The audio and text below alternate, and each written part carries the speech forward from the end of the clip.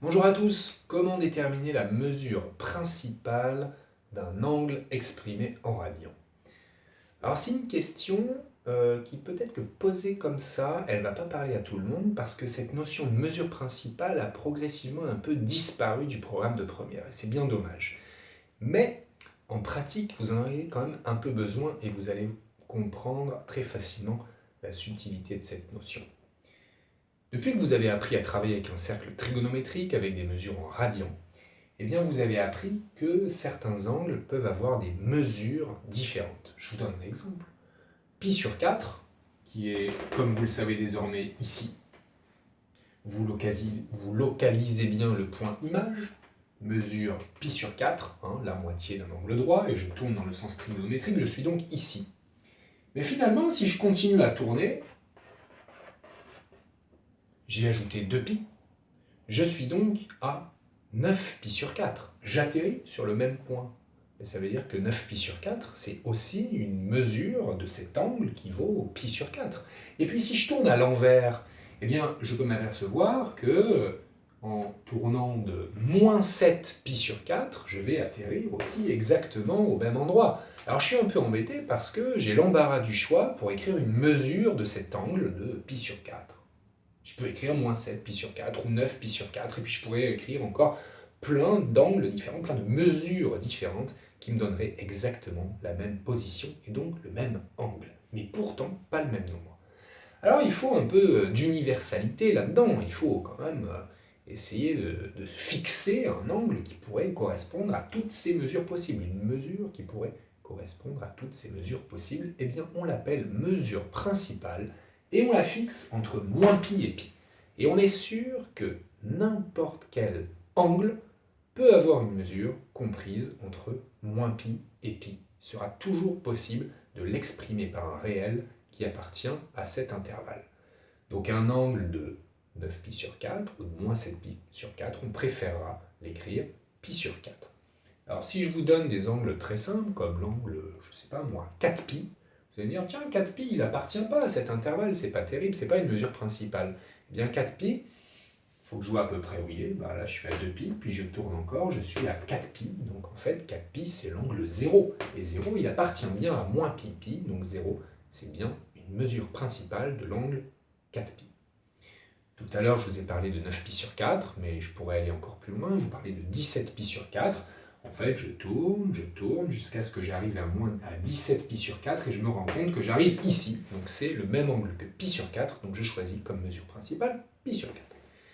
Donc vous comprenez, en fait, cette notion de mesure principale, elle va être intéressante quand on vous donne des angles qui sont un peu trop gros, un peu trop chargés, avec une fraction assez énorme de pi.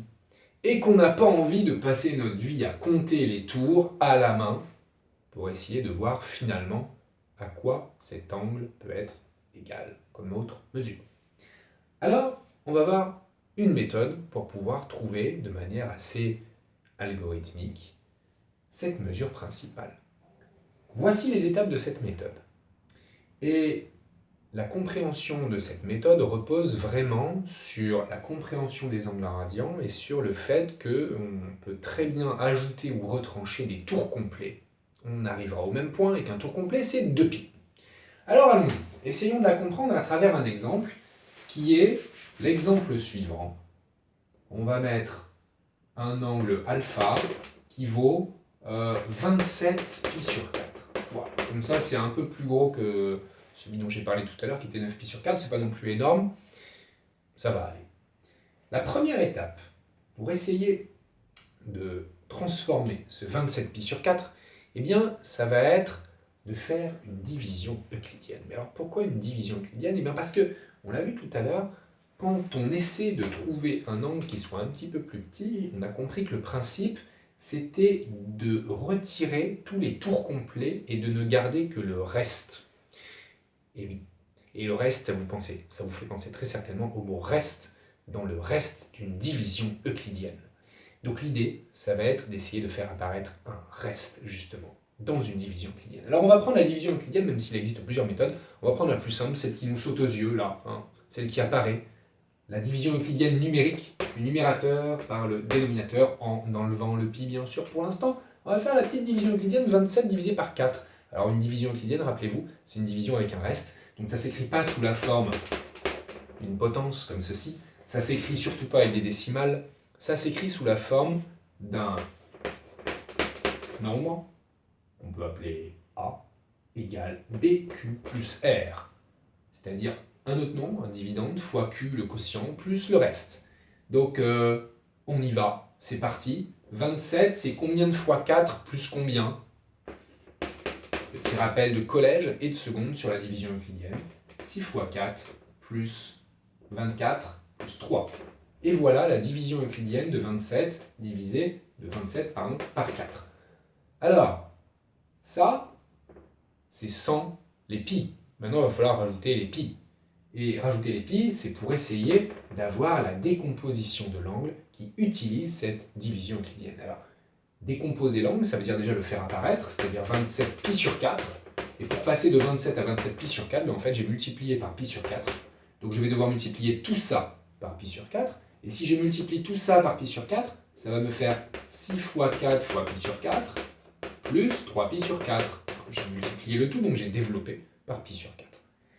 Et alors, je n'ai pas besoin de calculer tout ça, je vois une simplification bien sûr, mais j'ai fait ça pour ça. Ça me donne 6 pi plus 3 pi sur 4. Et on voit cette idée de décomposition à travers ceci, plus un reste.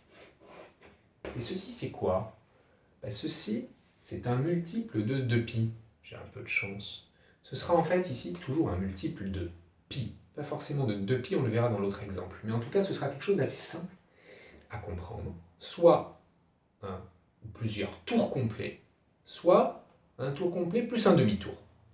Donc, finalement, on se dit que là, notre angle de 27 pi sur 4, c'est des tours complets plus un reste.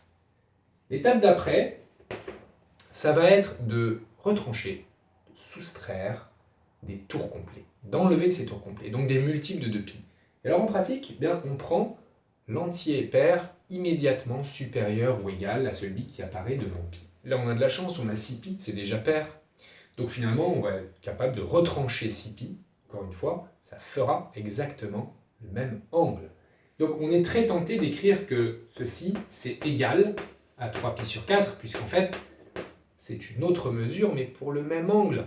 On a envie de dire ça, mais d'un point de vue numérique, d'un point de vue mathématique, ce nombre-là n'est pas vraiment égal à ce nombre-là, il ne faut pas exagérer. Mais en termes d'angle, c'est les mêmes. Alors, petite astuce, on va dire, de notation syntaxique, je ne sais pas si tout le monde l'a vu, je ne pense pas, mais on peut rajouter ceci, qui signifie, qui se prononce modulo de pi, et qui permet de dire que ceci, c'est le même angle que celui-là. Modulo de pi, ça veut dire que en ajoutant éventuellement quelques tours complets, ou en retranchant quelques tours complets, ce qui est ici exactement le cas, puisque j'ai retranché 6pi.